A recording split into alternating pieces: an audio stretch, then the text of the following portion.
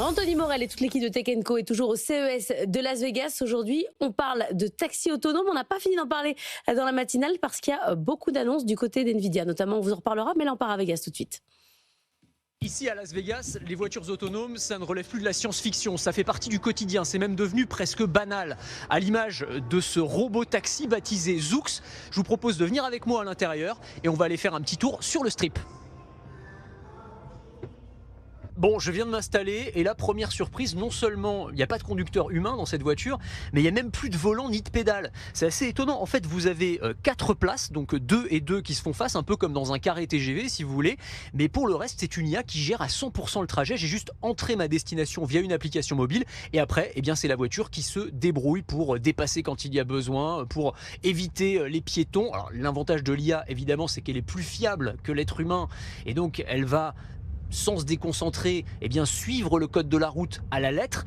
En termes de sensations, c'est assez étonnant parce que quand on entre dans la voiture, on a une petite appréhension. On confie sa vie à une machine d'une certaine manière, mais très vite, on oublie et on se laisse porter et on profite du paysage tout simplement. Alors ça va assez vite, ça peut monter jusqu'à 120 km/h, ces petits bolides quand même.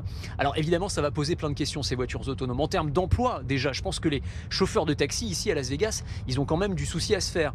Après, sur les points plus positifs, ça va être une vraie révolution pour tous ceux qui ne peuvent plus conduire ou pas conduire, des personnes handicapées, des personnes malvoyantes, des personnes âgées également. J'attends aussi de voir comment ces voitures vont se comporter sur les routes françaises, dans nos grandes villes, au centre-ville tortueux. C'est peut-être un petit peu plus compliqué, la place de l'Étoile à Paris à 18h que les rues de Las Vegas. Mais pour voir ça, il faudra que la réglementation évolue chez nous, ce qui ne devrait pas arriver avant plusieurs années.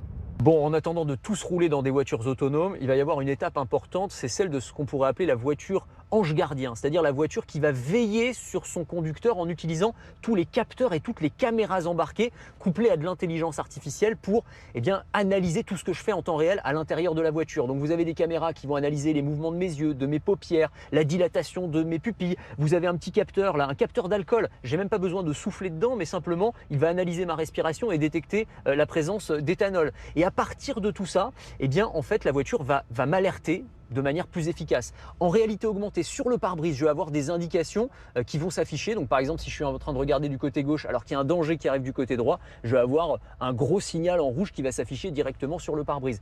Tout ça finalement va donner des yeux supplémentaires au conducteur afin d'éviter les accidents et donc de sauver des vies. L'une des grandes tendances sur ce CES, ce sont les lunettes connectées. Alors vous allez me dire, mais quel rapport avec les voitures ? Précisément, ces lunettes que je porte sur le nez, elles se connectent et elles se synchronisent avec les capteurs de pluie et de luminosité dans la voiture pour adapter leur teinte en temps réel. Vous allez comprendre. Imaginez, là je suis dans la voiture, donc j'ai le pare-brise, on est plein soleil, d'accord ? Et j'entre dans un tunnel. Qu'est-ce qui se passe ? Hop, voilà, la luminosité baisse et instantanément, vous avez vu, ça a pris quelques dixièmes de seconde, le vert des lunettes s'éclaircit pour que je puisse voir de manière optimale. Et à l'inverse, lorsque je sors du tunnel, la lumière revient, hop, les lunettes se deviennent opaques pour que je puisse là encore voir parfaitement. L'idée étant d'éviter le plus possible des accidents. Alors vous allez me dire, on n'aurait pas changé de lunettes spécifiquement pour prendre la voiture, mais en fait cette technologie, elle pourrait très bien s'intégrer dans des lunettes de vue classiques d'ici quelques années. Anthony Morel, depuis le CES de Las Vegas.